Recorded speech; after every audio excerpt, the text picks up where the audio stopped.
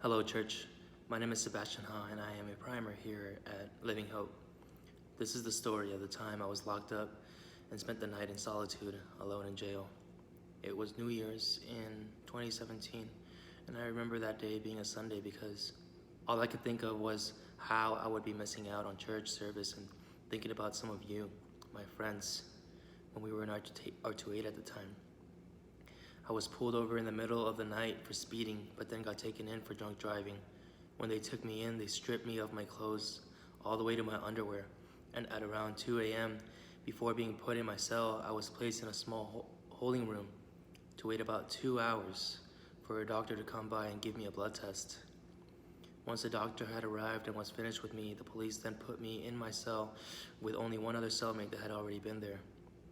It wasn't long before my cellmate had been released at that point, and I was left completely alone, hopeless, in my cell with nothing but my thoughts and the sound of footsteps echoing ever so often when the cop would walk by the hall. For some reason, the only thought that came to me that night was Paul the Apostle and how he was placed in prison at one point in his life.